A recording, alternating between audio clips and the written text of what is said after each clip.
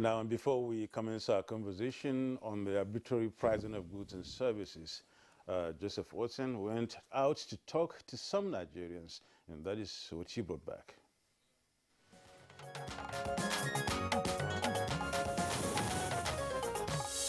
For instance, I bought a chocolate 3-in-1. In the company pack, they write 15 naira. While if you are buying in the shop or anywhere, you are going to buy it 100 naira. So all those kind of things, there's things that you see, they buy it 30 naira. They fix it, they write the name, but they'll be selling it 16 naira. Up this kind of thing, they used to take the rate go high. It is only the people in business that they are going to the bank. They are laughing to the bank. But you cannot equally blame them on the other hand, because if you look at it, because by the virtue of my profession, I also consult for businesses. The cost to them also in getting all those goods which they are selling has also increased. It has even gone down to even the rural farmers, that the cost of agricultural inputs has doubled. So these are some of the things that is affecting the arbitrary or continuous increase in price of goods and services. 2 days ago, I went to buy food in a normal restaurant I do go to. Food of 500 naira a plate. All of a sudden, without even my awareness or something, the food turned to 650. I was like, after I want to pay the 500, they were like, my money is now 650. I was like, for what?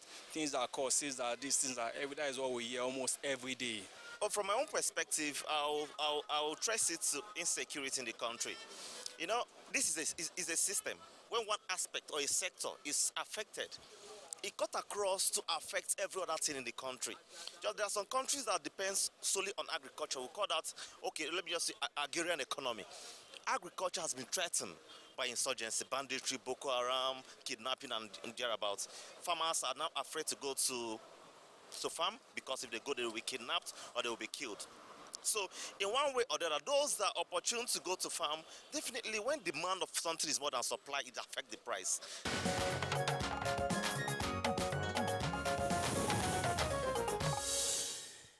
All right, now that's the comments from a cross-section of Nigerians on the arbitrary pricing of goods and services. It was conducted by Joseph Watson. Thank you very much. Now we have at least 3 of our regular guests on Good Morning Nigeria, often discussing different aspects of the economy. With us in the Abuja studios, Dr. Ken Ukoha, who is President, National Association of Nigerian Traders. Dr. Ukoha, delighted to have you this morning. Good morning, and good morning, Nigerians. Okay. Also here with us in the studios, Dr. Emeka Ukengo is a development economist and also a farmer. Pleasure to have you. Privileged to be here. Good morning, Nigerians. Okay. Also joining us too is Kabir Ibrahim, President of All Farmers Association. You're welcome, Kabir. Thank you very much. Thank you. And joining us from Kaduna also is Deli Shuaibu Fansi, Secretary General, Kaduna State Traders Union. Thank you for joining us on Good Morning Nigeria. Good morning, Nigeria. Thank you very much. So it seems as if there are some, agreement this morning on colors of shades and braces. Absolutely. If we were to give a quiz to our viewers, the quiz would be, what do you make of the colors of the presenters and our guests this morning? Our guests this morning. We have this, it's a good ratio. Yeah, so maybe we'll give them some time to think about it. Just look at the presenters and then look at our guests, and what do you see? Yes. What do you find? So thanks a lot for pointing that out. But gentlemen, we do know that, our chief concern this morning has to do with the arbitrary fixing of prices of goods. And of course, we've talked about, from listening to the participants in the Vox Pop, we're talking about price of food and all that. And of course, architect Kabir Ibrahim is here. Is an architect, but earlier my colleague and I were also talking about the arbitrary fixing of the cost of professional services. Ordinarily, you're supposed to have a scale of fees, but people just fix prices anyhow and any way they like. If you go to the housing sector, it's virtually the same thing. The rent is take it or leave it. I mean, in other jurisdictions where people are talking about mortgages, well, in law, it is still a mortgage, but mortgages of up to 30 years, you can't find that here.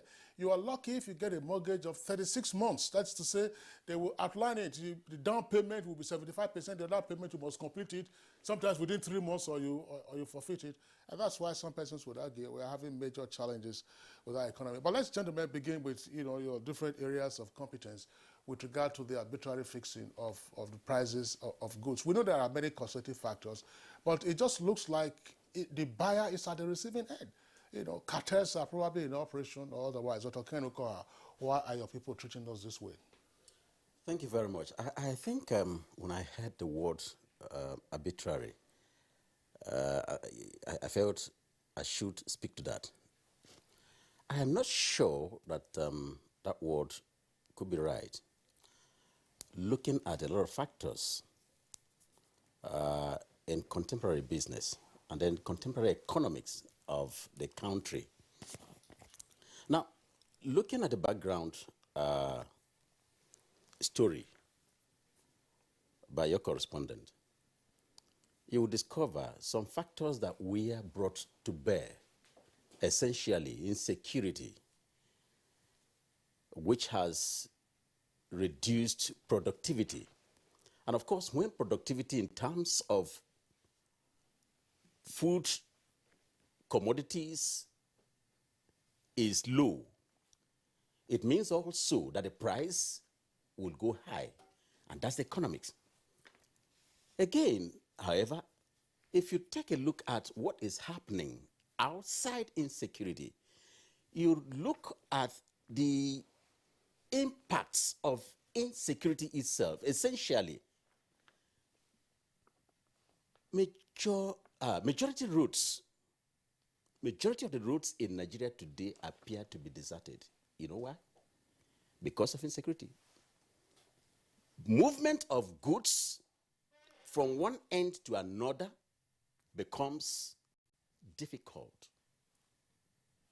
And therefore, the transportation sector is directly affected. And so the few people who have the mind to move goods from one point to another also hike the price because of the risk that they take. Now, moving a bit further from there, you will see that because of what is happening on the roads, majority of the of transportation now goes on flight, goes by flight. And therefore, movement of goods that would have been cheaper by road are now conveyed by flight. And therefore, the price also goes higher. Now, move from there and look at what is happening with the Naira-dollar turbulence, the exchange rate turbulence. We have looked at domestic productivity and the cost and the causative factors. But let's look at imports of goods and food items, essentially. Now, if I change my Naira to dollar at about 520 to 530. That's parallel market. Oh, yes, but where do you get that? Go to your bank. Yeah, I mean, we know what happens. Now, you go to the bank, and then bank will tell you, give you stories. And you are left to go back to the same, market there. So, if you buy your goods at that rate of 520, 530 per dollar, how much are you going to sell? Of course, you will have to add that. The other side of it is what is happening today at our ports. And I think that government should take time. NTA crew should also take time to visit the ports. What's happening there? Thank you very much. Myriad of problems. There's been port congestions for over 6 months now. Nobody is talking about this. I have my personal consignments that have been trapped for over 3 months just for clearing. A friend of mine has his own for 5 months. In fact, he has traveled to Lagos for more than 5 times, flown 5 times. These are costs added. When you say trapped, yes, 3 months, 5 months, we've been congestion. Before you can be able to clear those goods. And they say, look, there's congestion because the containers are there, but there is congestion, and therefore it takes time for these goods to move out. In fact, when they even move out from Apapa Wharf or Tinkan to wherever you're moving to, it's another story. For weeks up to months, you are still stuck from Apapa to getting to maybe toll gate, the old toll gate. So how do you reconcile this? And the transporter is also charging you. Okay. Let me add this, just one word. A few months back, we brought this particular disturbing news that goods coming from other West African countries passing through Benin Republic were trapped because Benin Republic closed their border, so to speak, at Ilakoji border. At a point, we had about 3,700 trucks that were coming to Nigeria. And most of these items are inputs for manufacturers. These are raw materials. Some of them finished products that are coming in. So with all of these factors, all of these circumstances, you see that price of goods will just be moving higher. Okay, now. Those are the things. That's your perspective. Thank you so much for that. Let's move on to Kaduna and then hear another trader's perspective. I don't know whether Deli Shaibu Fancy will agree with, Ken Okoha. As Secretary General of Kaduna State Traders Union, I don't know whether you would agree with Ken Okoha on the issue of insecurity, transportation problems, exchange rate, talking about the ports. I mean, let me just pose it again to you. Why are your people, treating us like this, borrowing Kingsley's question? Thank you very much. All what he said is true, because this is a question for everybody in Nigerian mind. Every day prices are accelerating. Somebody will ask yourself, why the price is accelerating? One, we look at insecurity. Really, those farmers, if we compare before and now, people are going to farm. They will do their farm successfully, bring it to the market and sell it. By now, most of the farmers, they don't have access to their farm. You want to farm, you are afraid that they will kidnap you, they will kill you. So that is why most of those farmers, when they brought their own thing into the market, the price must be high a little. And the one that are manufacturing the company, we don't know why the price every day is accelerating. This is very, very bad, which we don't know how to. We call the attention of the government at least to put a light law into the price control so that people, there will be access to buy the market today, tomorrow, maybe they will buy the same thing. But you buy market today, you go to the market tomorrow, you will find it different, which is not supposed to. Look at the one that is essential, the one that is need or want. It's all the same thing. Need is something that you can buy and eat every day. That one is very, very, very into people's mind now.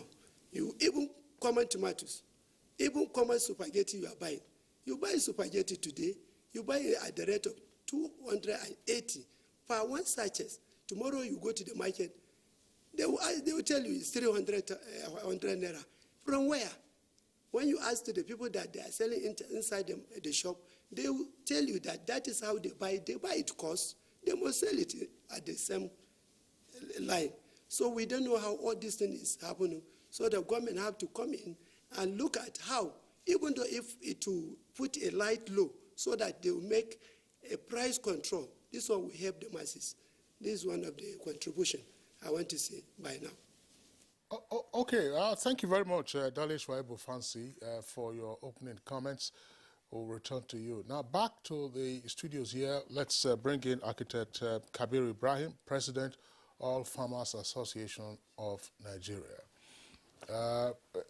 Well, of course, you know, we have had you on Good Morning Nigeria in the past say that when prices are good, farmers are happy. But in this case, we can say everybody's virtually unhappy because the prices, Kanuko says don't use the word arbitrary, but the evidence suggests that we are having arbitrary fixing of prices. What's happening?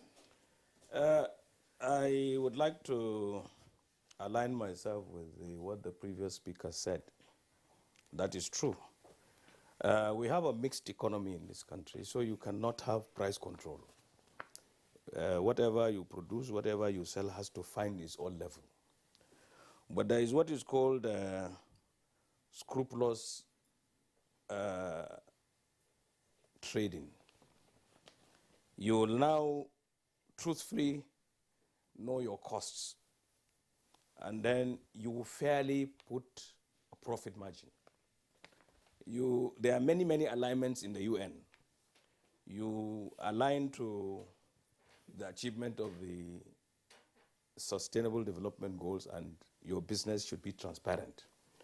You don't have to go to school, because as a farmer, if I produce A, I'm not going to eat A all year round. I will have to buy B, C, D, E. And when my starting point is A, that I have control over, I will sell it such that I will buy A, B, C, D, and still go to produce A. When I go to the market and the prices of these items are high because of all the factors that were alluded to, the tendency is that I will not sell A at a giveaway. I will sell it such that I will be able to buy B, C, D, E, and then also go to produce that. So this is cyclic, and it is a very vicious cycle. We are caught between the devil and the deep blue sea, and we have to take cognizance of that. Now, coming to the typical Nigerian and the governance and government. You see, in governance, you look at the majority of the people. The majority of the people are not really productive in Nigeria because the enabling environment for productivity in most sectors is deficient. There are many, many of the institutions are not working. Many of the facilities that will give you the enabling environment to produce are not properly working. So we have to really look at all these factors to be able to come to a reasonable pricing. I will give you the example of the first two. I'll take the US and take the UK. London is the costliest city in the world. In Nigeria, we have to look at how much we buy the pound, how much we even pay for hotel accommodation and all that, how much we pay when we import anything from the UK to come and either use as a constituent of our production or to sell like that. In the US, however, what happens is that there is what I suggest we should do in Nigeria. People should be open to fairness, be their brother's keeper, tell themselves the truth. There is nothing like arbitrary pricing. I will agree with him. Nobody prices anything arbitrarily because they will not sell. If I sell, I make bread. I buy flour at almost 17,000 now. Sugar is almost 20,000. I sell my bread, my flagship, I sell at 350 in Katsina. In Abuja, it's sold at 650. Certainly, if I bring my bread here, if I ship it from Katsina to come here, I will have to pay for transportation and all that. Security, as he said, along the way. When I bring it here, I will sell it close to that 650. Whatever happens, I must break even. Sometimes I may have to sell it more than that 650 to be able to really break even. So it's a very, very difficult, it's a catch-22 in Nigeria. But what we should do is that we cannot have price control, but we can have a change in the mindset and determine what is profit and what is sustainable. Because the volume of what you deal in counts. The higher your price, the lower the affordability of what you have, and the lower the purchasing power of the people, the lower will be your profit margin. So we have a problem in Nigeria. Your salaries here in NTA are not reflecting, like what my brother said now, the dollar. I'm sure they have not increased your wage. If you are going to buy rice at the same price as everybody else using your wage, will you be able to sustainably feed your family? So we have to tell each other the truth and do this as equitably as we can. This is the way out. And this is what happens, even though, you know, there are free thinkers in the United States, but people think in terms of preserving their dignity. And therefore, the discipline of selling at an acceptable profit margin is very, very cardinal to living together. And we must do that. We cannot, this blame game of saying government should do this, this one should, no. The farmers, I'm sorry to say, were previously, before this meeting, always blamed for skyrocketing prices. We had something here, skyrocketing prices. But you now know why the prices have to be high. Because all the inputs cost a lot of money. And then the productivity will be completely degraded once you have to buy these things at exorbitant price. Well, you have to buy them at exorbitant prices because of the devaluation of our currency and the availability of production. Even if we say, look, we would be doing things internally, do we have the enabling environment to be able to produce here? Since we don't, our power is not working optimally, and many other things are not working optimally, we must work to make those things work for Nigeria to work. This is work in progress, and everybody has to put in their widow's mite to be able to do this. But it is good to have this conversation. It is good to enlighten Nigerians as to what is really happening. But the reality is that we all have to work towards it. There is a fellow that was interviewed who said you would find a label saying 30 naira and the shopkeeper tells you it's 60 naira. Unless you are a stupid man, if you should not leave the label because it causes problems for you. So the best thing is to remove the label. There is no price tag, therefore nobody will now take you on this. But if you put a price tag and sell differently, of course everybody will think that you are putting the price and you are going to put the rest in your pocket, not in the coffers of the shop. So this is it. I mean, you know, it's a very difficult situation. We are caught between the devil and the deep blue sea, and we must look at that. Thank you very much. All right, thank you, Kabir Ibrahim. The picture you painted doesn't seem to look good to look at anyway. But let's hear from Emeka Okiangu, as a development economist, and indeed, of course, knowing fully well that the Nigerian economy is a mixed one, and as he said, it's a problem of trying to break even by everybody else at the expense of the consumer. And that is why we're here. The consumer now takes the brunt of everything. He doesn't really have a say in the price, and neither does he have a say in the production. So whatever is dished out to him, he takes it. It's more or less like a monopolistic economy or oligopolistic economy or thereabout. As a developing economist, what should be your beginning shot on this arbitrary pricing of goods and services against the background of what the other conversation is saying? Thank you very much, Nalodu. I think I'd like to take it a little bit out of context and then probably put it where we are supposed to be looking at this conversation, the failures. And the first failure will be the failure of what you call innovativeness. And what is innovativeness? Innovativeness is being able to calculate on real-time basis your needs. And it is based on that calculation and aggregation of your needs that you can begin to plan your production. Everybody seems to think that it is about the farmer who goes to the farm with his hoe and machete, and that is all about where farming ends.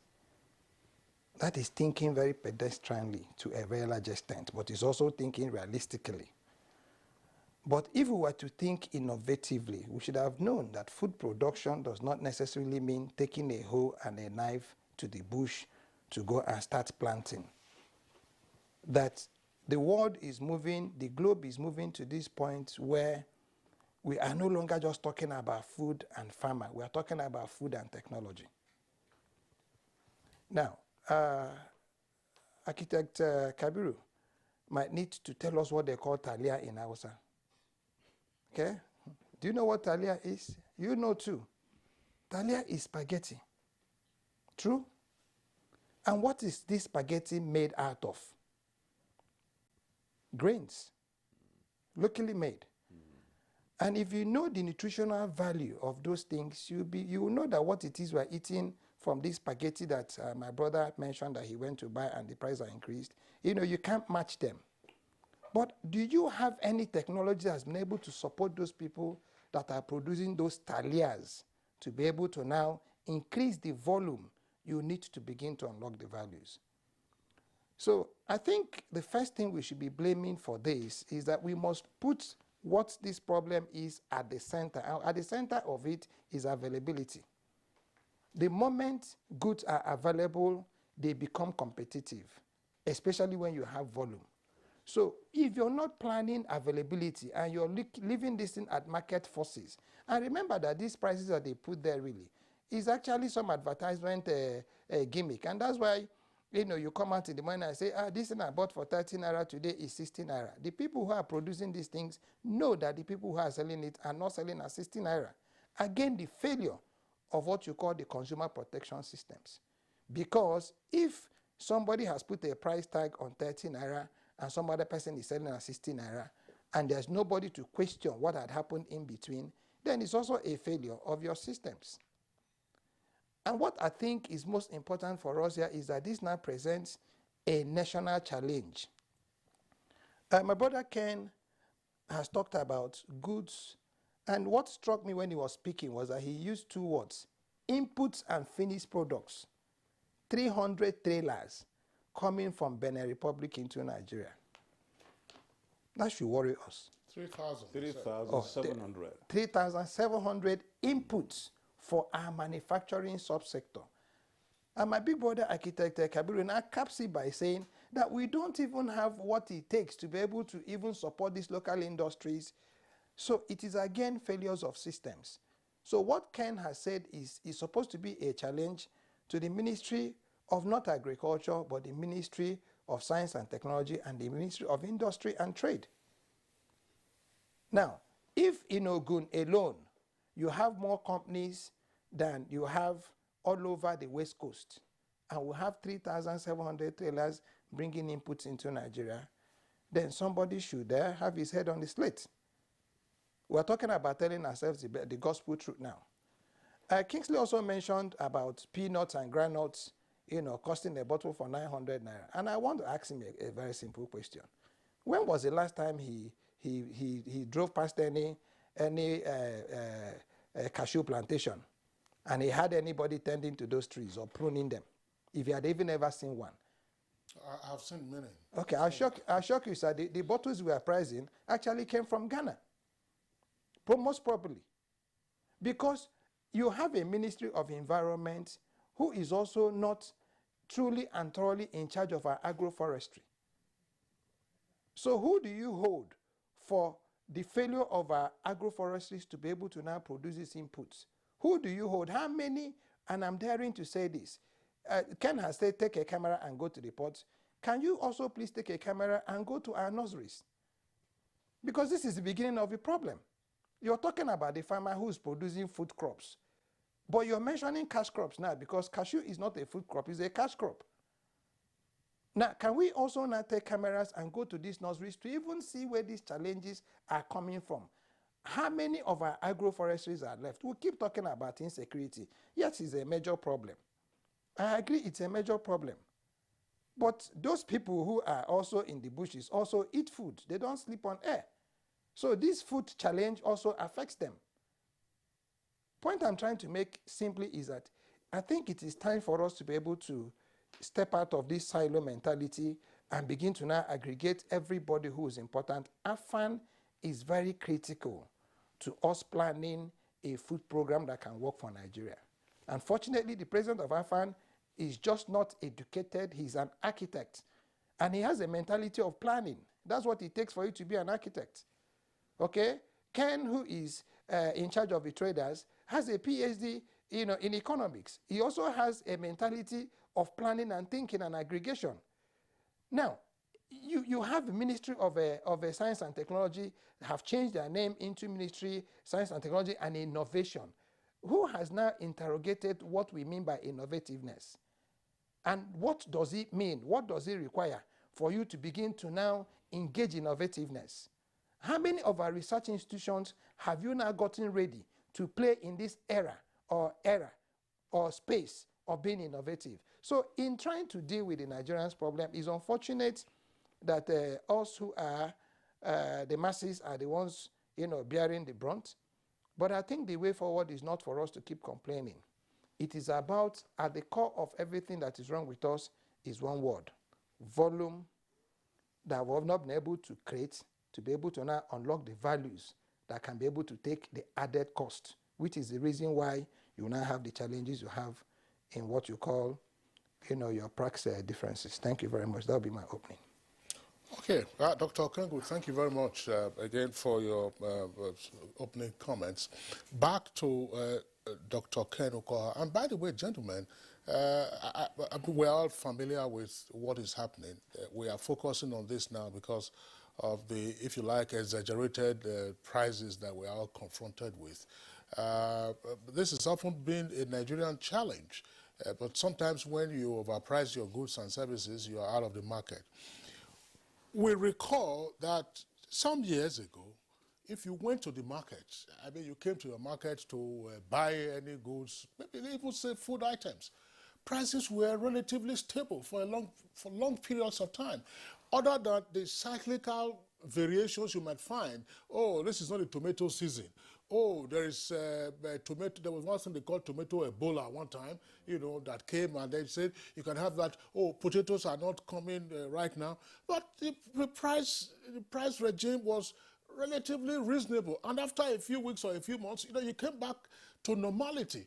But what we are discussing now, and I'm sure, I mean, you are familiar with this. You go to the shop, you look at the price.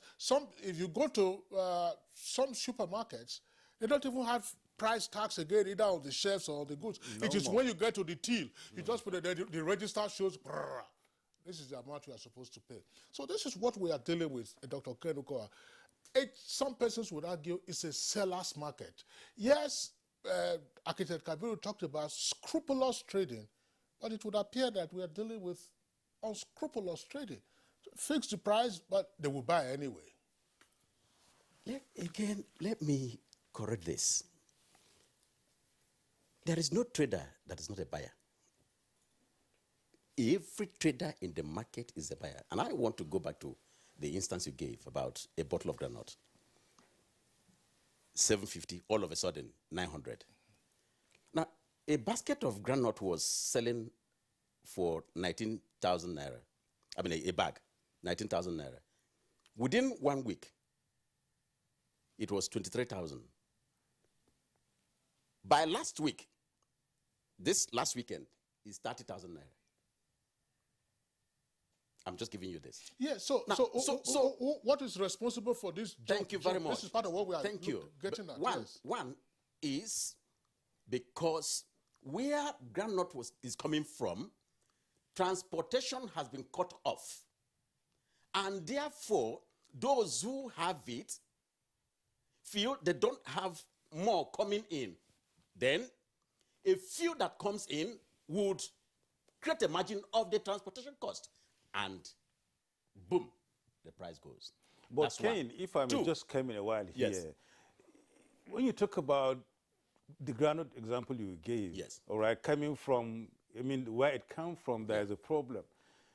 Look at other products that are being produced right here at that very place, and it seems as if they are still at par with the others that have been brought in. The price go up, and there is no difference. It doesn't really have to say or mean that there is a problem from where certain product is being produced and brought down to here, for instance, and then from here to somewhere, for instance, but the price is the same. Take, for instance, a bag of maize or a bag of rice. There's also what we call price intelligence. Somebody who is selling granules in Abuja might also have a branch in, say, Kano. And therefore, if there's any disconnect, quickly, and these telecommunications have also helped. Is it really helping? Well, helps perhaps perhaps in the negative form. And therefore, everybody connects and says, look, the price here has gone up, and therefore it goes the same way everywhere. Last 2 weeks, the price of a bag of rice, 50 kg in Ebonyi State, was about 17,000. Suddenly, the price went high in Abuja and Lagos. And Ebonyi discovered immediately. And the price went from 17,000 there to 23,000. Okay, Dr. Colonel. Yes, please. Dr. Colonel. Yes. Look, what we are seeking to understand is what is driving all of this. It is useful to explain that Ebonyi, price of a bag of rice, 50 kg, 17,000. Then suddenly it went up in Abuja, went up in Lagos. Why did it go up in Abuja? Why did it go up in Lagos? That it would not have a contagion effect on Ebonyi. The point is that when you look at the inputs as well, and I think Architect Kabiru mentioned this, fertilizer, for instance, was sold for 9,500, 9,200, 9,500. But again, moving fertilizer to Ebonyi became 13,000 naira. So if anybody, any farmer is producing, looking at fertilizer I bought yesterday at 9,500 and now he's buying 13,000 naira, why will he not increase his input, his output? That's the point. You also look at the issue of the dollar-naira parity. They use dollar to plant rice. Instability. No. I'm looking at yes. other commodities that are perhaps imported. There are food items that are imported. That's true. There's not all of them that we produce here. We don't have the capacity to produce all that we need. And therefore, the ones that we import are also subject to dollar-naira struggles that you cannot comprehend what is going on. Today, it is 500 naira per dollar. Tomorrow, we wake up, it is 520. And therefore, that's the... Let me also shock you with one other thing that is happening. If you look at what is happening in the southeast, it's also an additional factor in what is happening today. Now, sit at home, unknown gunmen, all of this, and then you look at Southeast as a region where a lot of productivity comes up. In fact, about 37% of the SMEs in the productive sector are located at that end. 2 factors come into play. 1, infrastructure decay, dilapidation. This is the rainy season. Go to Aba, where a lot of production is coming from. Sometimes for 1 week, the rains are flowing, nobody opens shop, nobody produces. Therefore, those who are selling are cut off from supplies. And once supplies go down, of course, economics of price is up there. The second is that many people are no longer comfortable with moving to the southeast to buy goods. Because on Monday, every Monday, sit at home. And sometimes along the roads, there are pockets of infractions, insecurity. And people are also getting withdrawn. And as long as they are withdrawn, there is scarcity also in terms of goods produced. And therefore price will also be going. There are a lot of these factors. Okay, you know what, Dr. Ken, Yes, please. thank you very much. But there's, Nadabo, there's a point that I would like Dali Shuaibu Fancy in our Kaduna studios to also respond to in terms of the role of traders. Now, we do know that traders have associations. Depending on what your merchandise is, you have your various unions in the market. And there is a very strong allegation that these associations or unions operate like cartels. In other words, yes, Architect Ibrahim talked about scrupulous trading, getting your cost, and then be sure that you can break even and then have a margin. But it appears that these unions, fix their prices. If they tell you today that a basket of tomatoes is, I'm sorry, I'm just giving an arbitrary price. I don't know how much it is. Let's say 10,000 naira. That nobody in that market will sell it less than 10,000.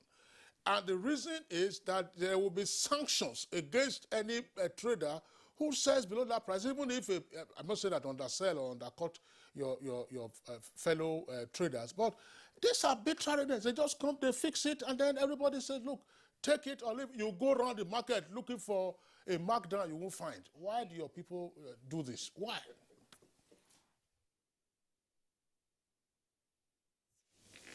We normally oriented our traders. Normally, they have to look at how the price is all about.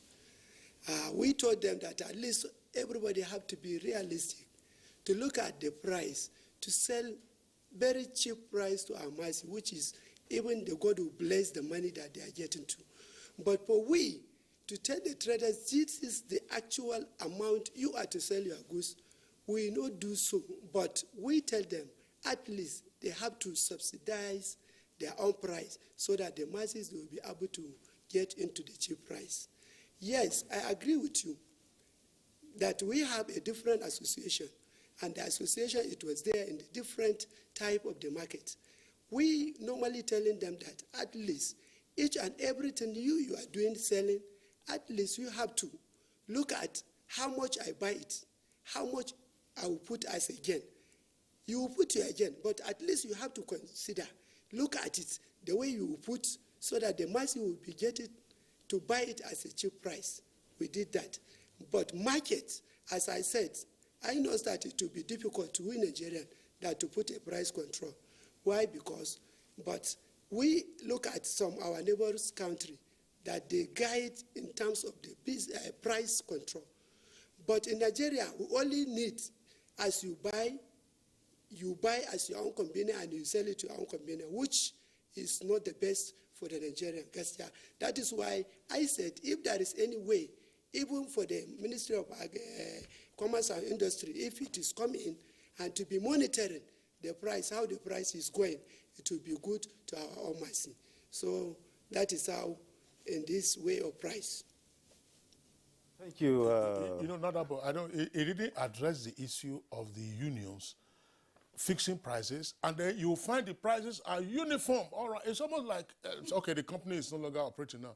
You like price of Kingsway. In those days when you can haggle in other markets, but if you went to Kingsway, you would just see the price tag there. If it was 150 kobo, there's nobody's going to reduce the price. I think, yes. Why is that so? Can I tell you something?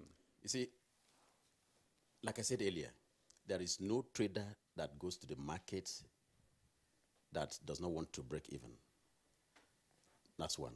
Two, there is no trader that goes to the market to sell goods and does not want to be competitive. Competitive in the sense that you want to sell fast and move. And selling fast to move keeps your turnover light. And therefore, sometimes what they do is in the market. For instance, we have 16 sectors and 36 subsectors. They meet regularly. And once they meet, they look at all of these factors. All the problems we are seeing, including the fact that, look, some of these items are perishable. Therefore, if we do not sell this off in 2 days, our money is gone. And then try to fix price. Price that will contend with transportation, contend with whatever problems on the road, corrupt practices, vagabonds on the road and all of that, contend with, the costs of the commodity itself. I mean, don't laugh, that's the truth. We have a lot of vagabonds on the road, and I think we also need to address this. Unnecessary toll gates. Unnecessary toll gates. Yeah. Vagabonds, I call them. And therefore, you are at their mercy. Yeah, we have discussed on the in Nigeria. We know the menace they cause to tanker drivers. Exactly. Yes, I mean, exactly. that's the point. Yeah. Look at, trailer bringing tomato. I just used that. Tomatoes. Tomato was sold at 21,000 naira a basket. And then from Kano, a lot of them who are coming in were led by, these vagabonds called local government employees. And, they'll be charging them 5,000 naira. So what they have to do is that when they come in, they have a meeting and decide to put the 5,000 naira on the cost. And that's why today, tomato is costing 27,500. So who are you going to blame? Okay, sorry, I'm not an economist, but, this is the challenge. When we say arbitrary pricing, you and I have been discussing this, arbitrary pricing, let us assume, I don't know how much the transporters pay per toll gate, illegal toll gate that they encounter.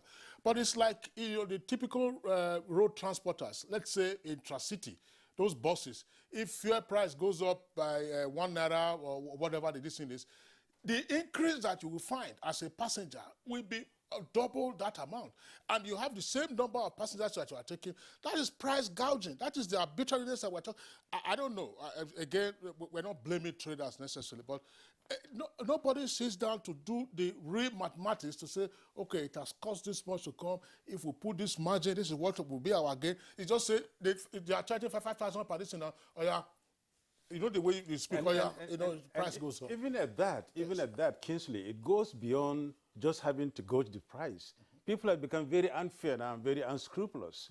The traders, the buyers, and everybody else. Coming back to you, Kabir Ibrahim, you seem to accept the fact that it's a vicious cycle. Everybody is involved in this circumstance and in this very scenario. But when we looking back at the price control days, 60s, 70s, into the 80s, we see how the government, is sort of peg prices and give you, certain, amount of percentage on what you buy in order to sell, so that the buyer, at the end of the day, has something that will go back home with, feeling happy that, at least his money is worthwhile. Take the instance of a detergent, for instance, then, Elephant Blue detergent, for instance.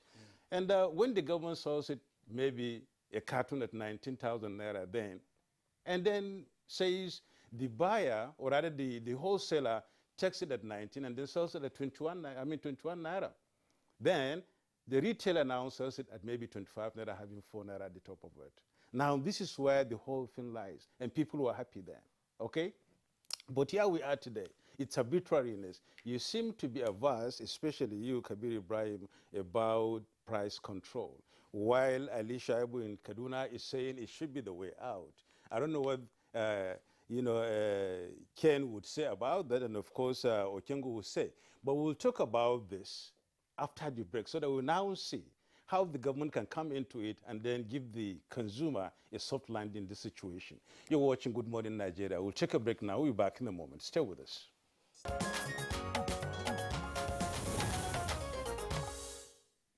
Welcome back. It's Good Morning Nigeria. We're discussing arbitrary pricing of goods and services. And before we went on break, we posed, a question that needs to be addressed and interrogated, really. Let's get started with Kabir Ibrahim on this very issue, and then hear your perspective on that. You seem to be so much averse about price control. And it's, to the ordinary man, that's the way to go. What would you say? Well, first, one sentence, price control is not sustainable. You said it, detergent and all those. Even rice was sold during Shagari at 35 naira. Is this sustainable? It's not sustainable. So don't even bother. Now, there are many, many factors that affect pricing. But I mentioned one word, and you have to go back to it. One, you have to determine a fair price for everything. You must be scrupulous. You must be transparent. You must be your brother's keeper. Because you too, you buy other services and goods. So it's something that whatever goes around comes around. If I sell anything exorbitantly, I will buy corresponding things that I need at a very exorbitant price too. You are talking about scale of fees, let's say for architects. Nobody has changed it, it's there. I am a member of, I'm a council member of the NIA and even ACON. The engineers, you cannot practice as a structural engineer unless you are registered. The architect does not determine the cost of buildings. We have country surveyors who do that. The scale of fees is the same, that percentage doesn't change, but the cost of the building changes because of all the factors that we mentioned here. So you look at my fees skyrocketing, but the price of the thing on which I base my fees is also skyrocketing. So it's a catch-22. Now coming to food, food generally. You see, we have what is called farm gate price. Farm gate price, we farmers feel that it is the middlemen that make the money. Correct. Because our farm gate prices are right. Right now in Abuja and everywhere else in Nigeria, there is glut in egg. Yeah. Do you know why? People like Kingsley will say that there is cholesterol in egg because they have no money. But yes, because they have no money. But there shouldn't be that. Because I wouldn't say because I don't have money, because it is not right for my age at this time to be eating one egg a day. No, you have to eat one. There is no scientific evidence. There is no scientific evidence that the cholesterol in egg is detrimental to your health. You have 300 milligrams of cholesterol in one egg. There is what is called good cholesterol and bad cholesterol, HDL and LDL. So you must balance it. So let's not talk about that. That is an area where we probably do not have the competence to do it. But I'm telling you now that I know I was president of Poultry Association of Nigeria for 5 years. I know what happens in the poultry industry. Today, nearly 45% of all poultry farmers have closed shop. Yet, you have this glut. And it is because you have very low purchasing power.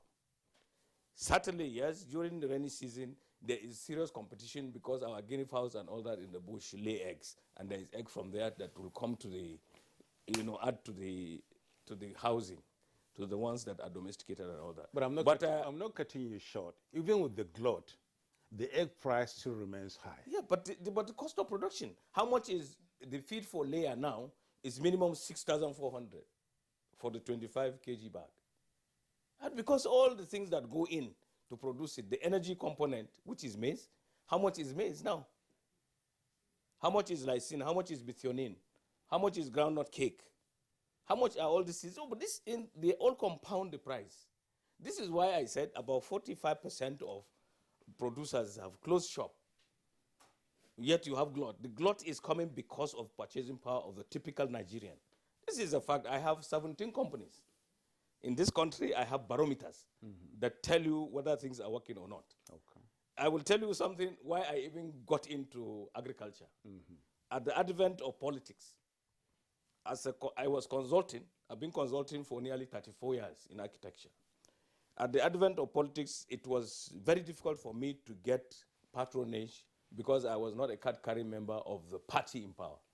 So I looked at the horizon. I looked at what business had a fast asset conversion rate so that I would get into it and pay school fees for my children and all that. I settled on poultry because if I raise chicken for meat, in about 6 weeks, I will smile to the bank. If I raise chicken for egg, between 18 and 22 weeks, I would go to the bank. So I settled on that. I bought the farm, started this in 2000. By 2001, I was able to pay all the fees for my children and all that. I was doing it. And because I was there, people in my community all went into poultry. So there was a preponderance of poultry in my place to the extent that we all went under.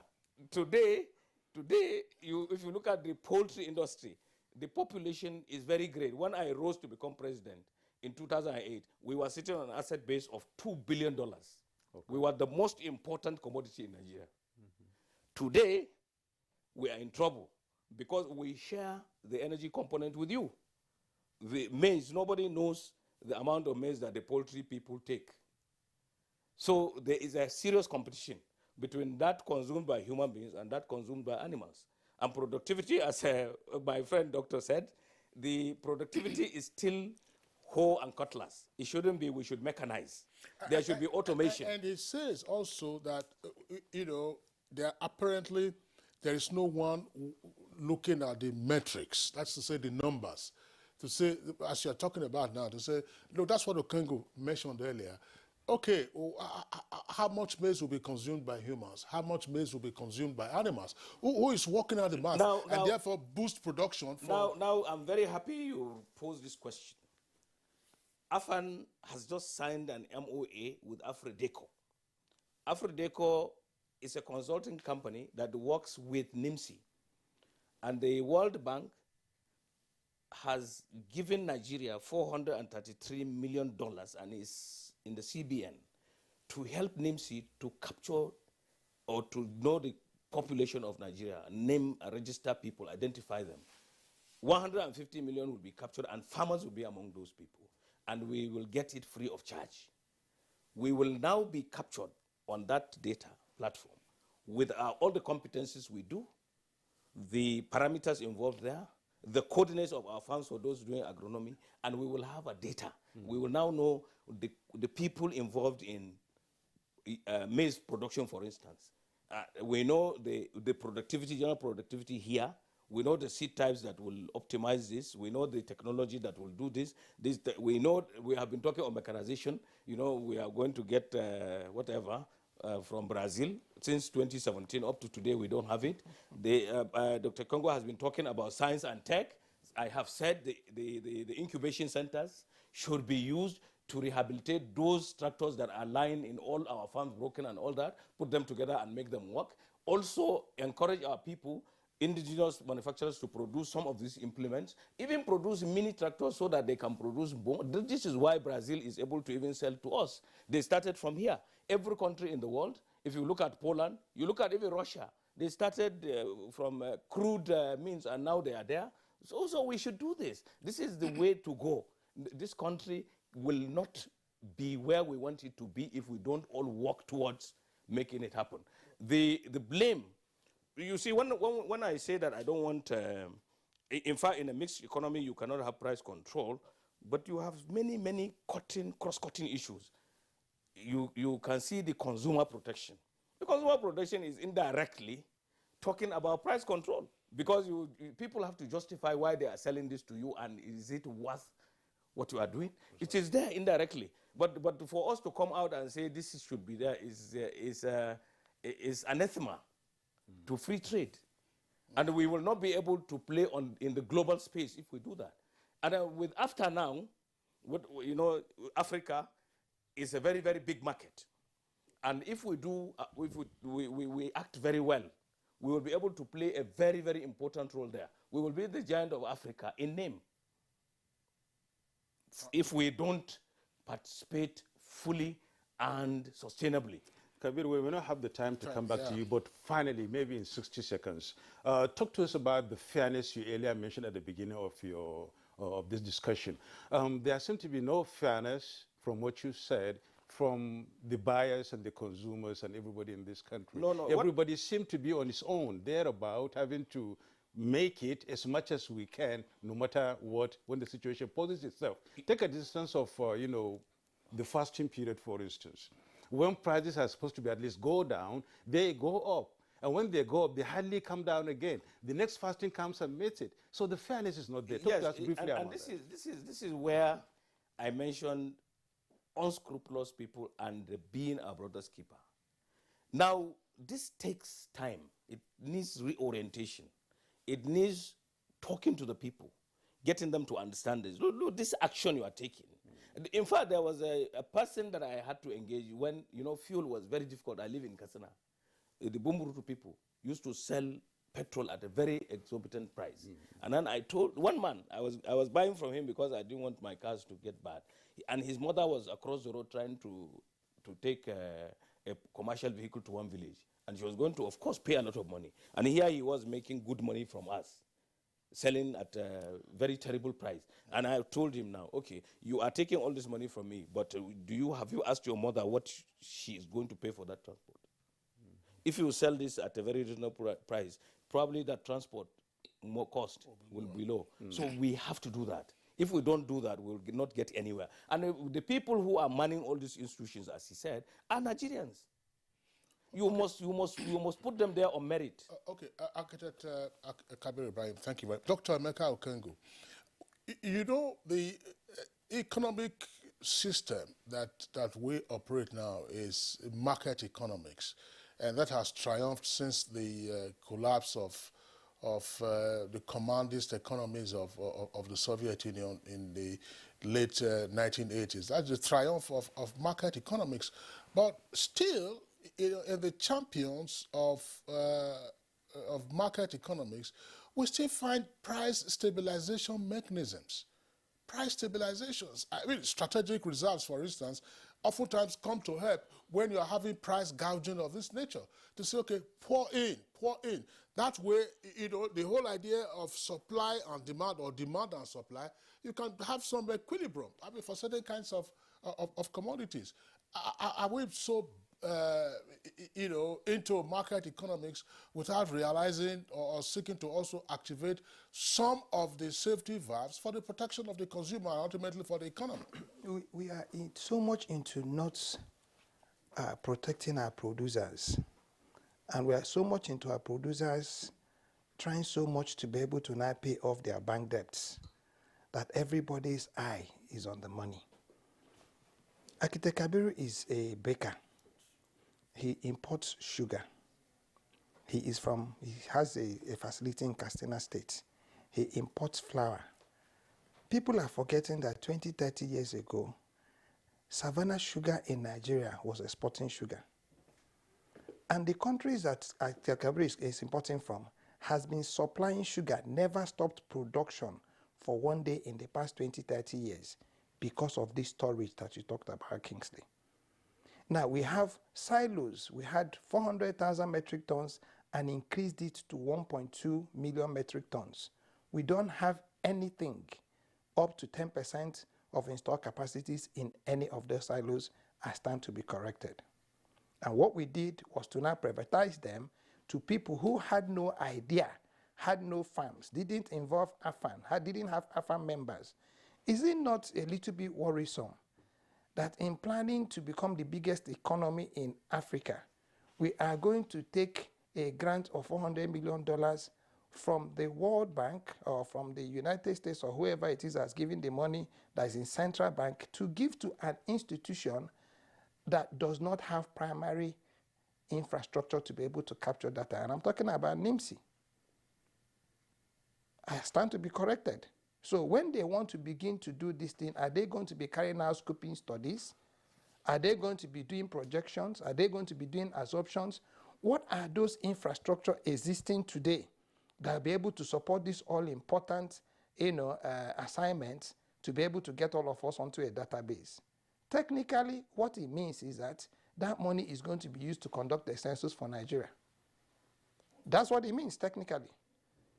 Okay? So part of the problem, we were talking about price. And talking about, if you go into a market, everybody is selling at the same thing.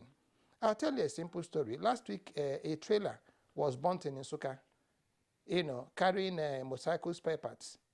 And the truth that came out was that about 30 or 40 young people had brought their money together to go and buy those spare parts that were burnt, had no insurance.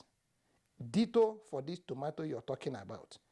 They don't even have any financial support. These people put their monies together, and in aggregating whatever it is that they profit, they also now have what we call commercial prosperity. So they put these monies together, hire this vehicle, everybody puts his money, they send one or two of them to go to this market. So everybody now has a predetermined, cost that you must be able to recover vis-a-vis transport and vis-a-vis the cost of sales. What I think our greatest challenge is that we have not been able to understand that Nigeria is faced with a challenge of not having the capacity for inputs. And a lot of the things we call produce are actually inputs. And until we're able to now understand that yam is not a produce, yam is supposed to be an input. And when you now have your yam properly, volumed, you can now begin to talk about your strategic reserve. Because there's no time, let me also remind Nigerians that the least cost or year of all the rice we're importing is a minimum of 10 years. Before Malaysia or all these countries export their rice, they export rice that have been in their storage for 10 years. At least. What does that tell you? It tells you that there's a national consciousness into building volumes. And then with these volumes, you cannot begin to intervene in the prices. Because like I said earlier, it is all about volume and competitiveness. If we just had, innovativeness and we said, we are going to now focus on Thalia, train people who are going to be converting our Thalia into Thaliana. And we begin to package our own. Every spaghetti you go to buy in the market is coming from either Italy or through Benin or something. What are they stretching? Flour. Let's call it what it is. The same products that Akabri is using to make his bread is the same products that they use in making noodles. So I think it's all about us understanding that we need to now define clearly. Each time we talk about these millions and millions, 86 million hectares of land, they should be able to tell our fan statistically, mathematically, where they are. And I don't think we should be waiting for NIMSI to do this. Okay. It is going to be another very rough ride. My thinking. Okay. Dr. Emeka Okengo, a regular guest on Good Morning Nigeria and development economist. We do appreciate your being with us on the program today. Very interesting conversation. Dr. Ken Okoha, President, National Association of Nigerian Traders. Also a delight having you on the program. Thank you very much. And from our Kaduna Network studios, we were joined by Ale Shuaibu Fanse, Secretary General, Kaduna State Traders Union. And here in the Abuja studios, architect Kabir Ibrahim, President, All Farmers Association of Nigeria. And of course, to our viewers, we did pose this to you to say, look, what did you observe as being unique in the guests and then, of course, in the presenters? Now, take a look. There are all six of us. Now, two yeah. We are wearing the same colors. Two. Absolutely. 2. That's the ratio. Architect Ibrahim and Ken Okoha, they are in blue.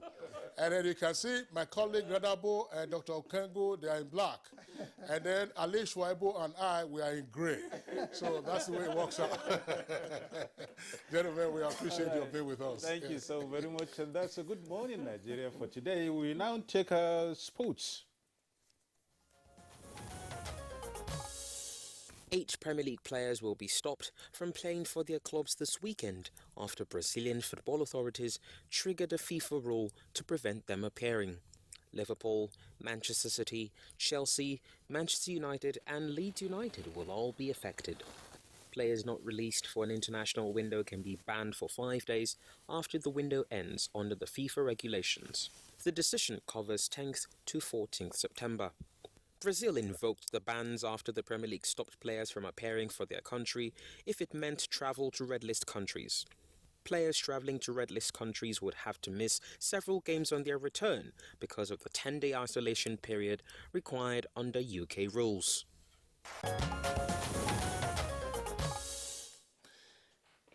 All right, so that's it for us today on Good Morning Nigeria. We do appreciate your being with us. We're back tomorrow, same time, 7 in the morning. Until then, do look after yourselves. I'm Kingsley Osadolo. And I'm Yusuf Narabusman. Do have a great day.